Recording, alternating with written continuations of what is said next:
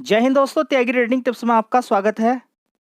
इस वीडियो के अंदर हम बात करने वाले हैं मार्केट की गिरावट के कारण। आप ये सोच रहे होंगे इस समय कि इस समय तो हाल फिलहाल में एफआईज लगातार खरीदारी कर रहे हैं, फिर मार्केट के अंदर गिरावट क्यों हो रही है, कौन कौन से ऐसे कारण हैं और वो आपको मालूम भी होना चाहिए। देखिए, स्टॉक मार्केट के अंदर अगर आप काम करने के लिए आए हैं तो कौन कौन सी चीज़ों से मार्केट के अंदर, शेयर के अंदर गिरावट होती है, ये आपको मालूम होना चाहिए। थोड़ी सी भी निगेटिव खबर आएगी, शेयर आपका गिर जाएगा। तो सबसे ज़्यादा फोकस आपका किस पर होना चाहिए? गिरावट कैसे हैंडल करें, बस एक ही चीज़ है। गिरावट को हैंडल करने के लिए आप कितना भी इधर उधर घूमिए, दो चीज़ देखने को आपको मिलेगी। क्या?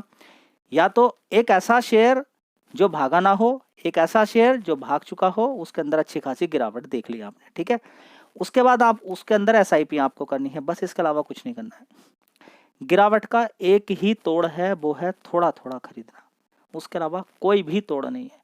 और माइंड की साइकोलॉजी आपको चेंज करनी पड़ेगी। अगर आपके माइंड में ये चलता रहता है कि मैंने पहले ह्यूज क्वांटिटी मारी, 2-4 रुपए ऊपर लेकर निकल गया, और डेली आप मार्केट के अंदर आते हैं, कुछ पैसा खो के या कुछ पैसा कमा के निकल जाते हैं, और आप बराबर सराबर के अंदर ही हैं, ओवरऑल मिला के नुकसान है, तो आपने अपने अंदर एक बैड हैबिट क्या कर ली है? क्रिएट कर रही है। उस बैड हैबिट को जब तक आप रिमूव करने वाले नहीं है, कुछ नहीं होने वाला। देखिए, जो जड़ है उसको हटाना ही पड़ेगा। आपकी सोच के ऊपर ही डिपेंड करेगा आपकी बॉडी क्या काम कर रही है। और आपकी सोच के, देखिए, सोच है तो कोई एक रिलायंस इंडस्ट्री खरीदेगा, सोच है तो कोई एक बेकार शेयर भी खरीद सकता है, सोच है इंट्राडे करेगा, सोच है कॉल पुट खेल जाएगा, सोच है एक दिन में 1 करोड़ का कॉल पुट खरीद लेगा, सोच है 1,000 का ही खरीदेगा, सोच है एक महीने तक इंट्राडे नहीं करेगा, 1 महीने के बाद करेगा, अलग अलग है। तो सबको हम एक लाइन में नहीं रख सकते हैं। लेकिन हाँ, जहाँ पर मैक्सिमम लोगों की बात होती है कि इंट्राडे में ज़्यादातर लोगों को नुकसान हो जाता है, तो फिर आप भी उसके अंदर आ सकते हो, ठीक है। मैं सारे लोगों की नहीं बात कर रहा हूँ, कुछ मेहनत करते हैं, लेकिन एकदम से मत मान लीजिएगा कि हाँ मेहनत करते हैं मैं भी मेहनत कर लूँगा। बहुत सारी चीज़ें हैं जिनका रिजल्ट गलत ही निकलता है, जिनका रिजल्ट गलत ही निकलता है। इस चीज़ को समझना बहुत ज़्यादा ज़रूरी है। चलिए, ये तो गिरावट की बात हुई। अब इस समय जो गिरावटें देखने को मिल रही हैं, बड़ी बड़ी गिरावट हो गई। एक तो बड़ी गिरावट है, उसके ऊपर से एक डर और है और बड़ी गिरावट ना हो जाए। तो गिरावट के बाद अगर जो गिरावट होती है वो आपके काम की है। सबसे पहली बात, आपको मालूम है कि अगले 1 महीने के अंदर क्या होने वाला? जी हाँ, बस वही सबसे बड़ी गलती है कि आपको मालूम है कि 1 महीने के बाद क्या होने वाला है। आप ये कह सकते हैं कि 5 साल का मैं अनुमान लगा सकता हूँ, अगले 1 महीने 2 महीने का आप अनुमान नहीं लगा सकते। बस उसी के अंदर खेल हो जाता है सारा गड़बड़। उसी के अंदर लोग खरीद के बेच देते हैं, बेच के खरीद लेते हैं, कुछ ऐसा ही करते रहते हैं, ठीक है। तो सबसे पहले यहाँ पर अभी ये समझें कि जो बड़ी गिरावटें हुई हैं उसके पीछे के कारण क्या हो सकते हैं। सबसे पहला जो मेन कारण था जी, कौन सा कारण था? सबसे बड़ा मेन कारण था कि मार्केट के अंदर जबरदस्त तेजी बनी थी, जबरदस्त तेजी बनी, उसके बाद गिरावट हो गई। कोई अचंभे वाली बात नहीं है। 20 रुपए का शेयर है, 300 रुपये पहुंच जाए या 200 रुपये पहुंच जाए तो क्या करोगे? आरबीएनएल का शेयर है, 15-20 रुपए का शेयर था, 600 रुपये पहुंच गया, अगला स्टेप क्या होगा? जी नहीं मालूम भाई। जिसने खरीदा वो बेचेगा, जी बेचेगा मतलब ह्यूज क्वांटिटी के साथ बेचेगा तो शेयर गिर जाएगा। गिरा गिरा आपके सामने, देखिए आधा हो गया, ऊपर से गिर कर आधा हो गया था। कौन? आरबीएनएल का शेयर। इसके अलावा और भी शेयर हैं जिसमें 70-70, 50-50% की गिरावट, 40% की गिरावट हुई, क्योंकि उनके अंदर जबरदस्त तेजी बनी थी। तो खोना नहीं है स्टॉक मार्केट के अंदर कि ऐसे ही, ऐसा कैसे भाई?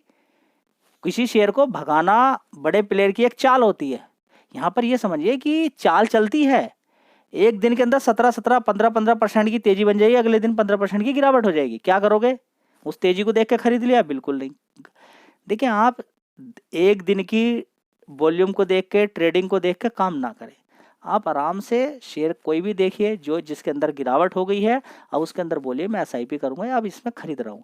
वो वहीं पर रुक जाए या नीचे गिर जाए, कोई फर्क आप पर नहीं पड़ना चाहिए, कोई फर्क नहीं, क्योंकि आपने अच्छी खासी गिरावट देख ली और एक अच्छा शेयर आपने देख लिया, ठीक है। तो अब बड़ी गिरावट हुई है, ओवरऑल मिला के देखें गिरावट पे ही खरीदा जाता है। बात तो यहाँ पर है, वहाँ से भी थोड़ी गिरावट होती है, तो एक मज़ेदार वाली बात है। तेजी बन गई, तेजी के ऊपर तेजी बन गई, नहीं टिकेगी। गिरावट हो गई, गिरावट के बाद और गिरावट होगी, नहीं टिकेगी। अभी तक तो ऐसा हुआ है, अब आगे देखते हैं। कुछ शेयर तो अपवाद रहते ही हैं, उसमें कोई बात नहीं, ज़्यादातर शेयर की मैं यहाँ पर बात कर रहा हूँ। एक तो एक कारण हो गया, जबरदस्त तेजी बनी थी, गिरावट हो गई, कोई अचंभे वाली बात नहीं। तो बड़े प्लेयर ने एफआईज ने माल खरीदा था ज्यादातर, उन वही बेच रहे हैं, तो इसमें कोई नई वाली बात नहीं। तो आप कह सकते हैं कि तेजी बनी थी, गिरावट हो रही है, प्रॉफिट बुकिंग कौन कर रहे थे? एफआईज। ठीक है, सीधी बात है, एक रिटेल निवेशक भी प्रॉफिट बुक करता है। दूसरा क्या कारण हो सकता है? एक इसके अलावा कारण है ग्लोबली टेंशन, इसकी वजह से, ठीक है, डर जाना। रिटेल निवेशक जो इंट्राडे के अंदर ट्रेडिंग मारने वाले हैं, जो इंट्राडे खेलते हैं, वो मौका ढूंढते हैं कि नॉर्मली अगर मार्केट गिर रहा है और ज़्यादातर शेयर हमें दिखाई दे रहे हैं फ्लैट एकदम गिरते हुए, तो हम वहाँ से पैसा कमा लेते हैं। तो वहाँ से पैसा कमा लेते हैं। जब नॉर्मली गिरावट गिरावट दिखाई देती है तो वो ट्रेड में घुस जाते हैं और वो मार्केट को और गिराना शुरू कर देते हैं। एक रिटेल निवेशक जिसका नुकसान हो गया कि 2000-20,000 रुपया, वो ही बेच के निकल जाता है, वो भी बेच के निकल जाता है। ठीक है, लेकिन इसके अलावा भी डर की वजह से तो बेच बेच के एक रिटेल निवेशक निकला, और लालच की वजह से एक रिटेल निवेशक जो इंट्राडे में काम करने वाला है उसने भी सेल मारी। ये सब गिरावट के कारण हो गए। ऊपर से यहाँ पर ट्रम्प सबसे बड़ा, जो अभी फिलहाल की डेट में अगर देखें तो ट्रम्प एक सबसे बड़ा कारण है, जिसने क्या बोला है अभी कि मैं ऑटो सेक्टर पर भी 25% का क्या लगाऊंगा? टैक्स लगाऊंगा। ऑटो सेक्टर मतलब कि जो ऑटो सेक्टर वाले पार्ट्स हैं, गाड़ियां हैं, यूएस के अंदर जो भी आएगा, अमेरिका के अंदर जो भी आप भेजते हैं किसी भी कंट्री से, उस पर 25% का टैक्स में लगाने वाला हूँ। ठीक है, उससे पहले 25% किस पे बोला? एल्यूमिनियम स्टील पर। ठीक है, अभी अगले 7 दिन कैसे होने वाले हैं ये लोगों को डर है। बस एक चीज का लोगों को थोड़ा सा विश्वास है कि यू टर्न मार सकता है ट्रम्प, यू टर्न मार सकता है, बस ये एक खेल है। लेकिन उससे भी अभी आप देखेंगे कि ट्रम्प की बात चलिए छोड़िए, बड़ी गिरावट हो गई है, ये बात आप समझिए। साथ ही आप ये देख रहे हैं कि एफआईज ने खरीदारी की, उसके बाद ही मार्केट क्यों गिर रहा है? ठीक है, तो मार्केट के जब अगर आप डीपली सोचोगे तो बहुत सारे कारण होते हैं, बहुत सारे कारण होते हैं मार्केट को गिराने के, बढ़ाने के, बहुत सारे कारण होते हैं। एक सबसे बड़ा कारण जो मुझे यहाँ पर नज़र आ रहा है कि इस समय लोग क्या करते हैं, पैसा होता है कम, 1,00,000 रुपया है हमारे पास, हम क्या काम करते हैं यहाँ पर? एमटीएफ का नाम समझिए। यहाँ पर एमटीएफ किसको बोलते हैं? Margin trading facility. इसका मतलब क्या है? इसका मतलब ये है कि आपके पास 50,000 रुपया है, आप 1,00,000 तक की खरीदारी कर सकते हैं। इंट्राडे में तो आप देखिए रिटेल के लिए 4-5 गुना तक मिल जाता है आसानी से। अगर कोई शेयर बढ़िया है तो इंट्राडे में तो मिल जाएगा। मैं ये इंट्राडे की बात नहीं कर रहा हूँ, ये मार्जिन ट्रेडिंग फैसिलिटी 1 साल तक वैलिड रहती है बहुत सारे ब्रोकर के साथ। ठीक है, तो ये क्या फैसिलिटी दे रहे हैं कि भाई इंट्राडे में तो हम देते ही हैं, उसको छोड़िए, हम जो आपको दे रहे हैं एमटीएफ की फैसिलिटी, ये दे रहे हैं कि आपके पास 50,000 रुपया है, आप 25,000 हमसे वो ले लीजिए, आप चाहो तो 50,000 वो ले लीजिए। ठीक है, तो आप वो पैसा ले लीजिए, आप शेयर खरीद लीजिए, खरीद के आप होल्ड कीजिए 1 साल तक, देखते हैं आगे प्रॉफिट होगा लॉस होगा जो भी आप भुगतेंगे, लेकिन इसके बदले में हम क्या है, आपसे कुछ चार्जेस लेंगे, कुछ इंटरेस्ट लेंगे।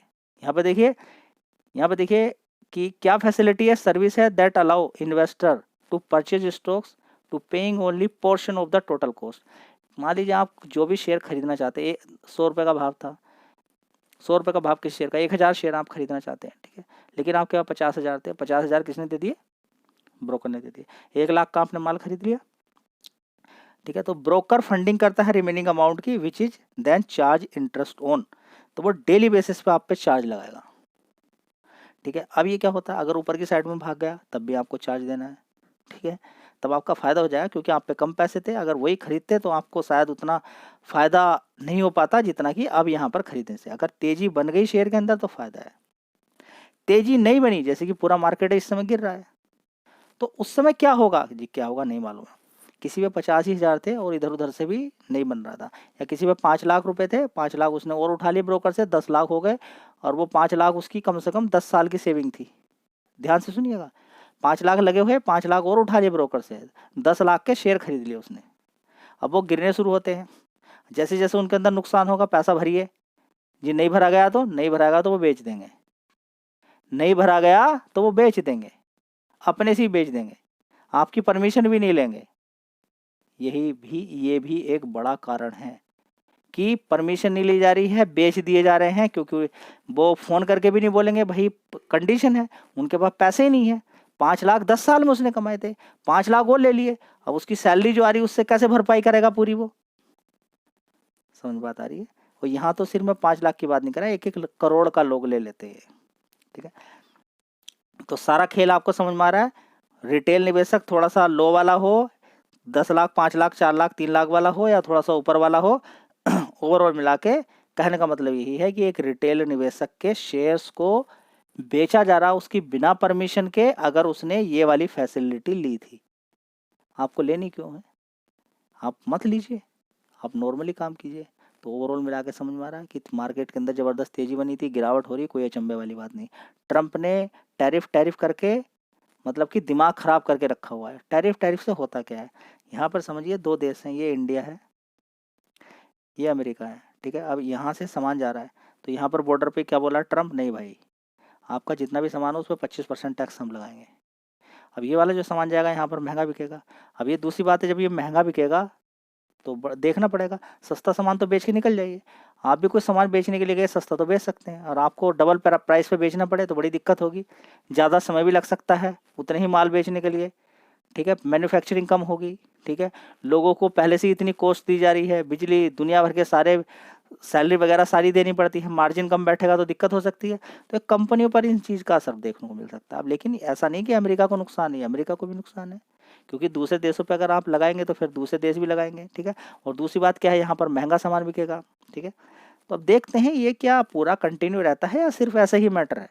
तो लग ऐसा ही रहा कि ऐसा ही मैटर है, क्योंकि अमेरिका के अंदर भी, और इसका रीजन बताया, क्या बताया किसने, ट्रंप ने, कि ऑटो सेक्टर की भी अगर हम बात करते हैं, जो गाड़ियाँ बिक रही हैं अमेरिका के अंदर, 50% तो वो कहाँ से आ रही हैं, बाहर से, और 50% अमेरिका से ही मैन्युफैक्चरिंग हो रही है, जो वहाँ के लोग लेते हैं। तो वो 50% जो हम बाहर से मंगा रहे हैं वो नहीं मंगाना चाहते हैं, यहीं से होगा, यहीं से रोजगार बढ़ेगा। कोई बात नहीं, अपने देश के लिए सोच रहे हैं, बहुत अच्छी बात है, हम भी सोच रहे हैं, टेस्ला को आने नहीं दिया अभी तक हमने, ठीक है। तो एक अच्छी बात है, ये कोई गलत नहीं है, लेकिन आपको रीजन मालूम हो जाने चाहिए कि ये कितनी बड़ी चीज़ है, जिसमें कोई इंसान फंस के एक ये लोन ले लेता है, पैसा ज़्यादा ले लेता है, एक दिन की बात रहती तो वो चलो मुसीबत छूट गई, लेकिन वो मार्केट के अंदर गिरावट गिरावट गिरावट, इतनी बड़ी बड़ी गिरावट हो जाती है, और ये डिलीवरी समझ के लोग पैसा ले लेते हैं, और अब ज़्यादातर शेयर गिर ही रहे हैं। तो जिन्होंने भी ये लोन लिया था वो 1 साल तक तो टिक गए, लेकिन उसके बाद भी जो गिरावट हो रही है, वो बड़ा प्लेयर यानी कि ब्रोकर माल उनका बेच दे रहा, उनकी बिना परमिशन के। अगर वो पैसा नहीं देते हैं, भर देते हैं तो रुका रहेगा, ठीक है। तो बात समझ में आ रही, गिरावट का एक नया कारण ये है, जो कि मुझे लगता है, ये मेरी रिसर्च के अकॉर्डिंग है, बाकी आप अपना दिमाग लगा सकते हैं। चलिए तो दोस्तों, जहाँ तक मुझे ऐसा लगता है कि ये जो फैसिलिटी दी जा रही है, ये शायद 360 दिन के लिए ही है। प्रॉफिट या लॉस से निकलना ही पड़ेगा आपको, ये सबसे बड़ी गंदी बात चीज़ हो गई है, प्रॉफिट या लॉस से निकलना ही पड़ेगा। अब देखिए, ज़्यादातर शेयर नीचे गिर रहे हैं, तो नीचे की तरफ ही आके बिल्कुल बेचेगा वो, 1 साल पूरा कंप्लीट, 1 साल से मार्केट गिर ही रहा है। अब देखिए कितना बड़ा एक डिलीवरी वाला पर्सन है, एक डिलीवरी वाला पर्सन है, जिसने अपने शेयर खरीदे 50,000 का ही था, 50,000 का माल, अब उसको मान लीजिए 25,000 का नुकसान भी हो रहा है।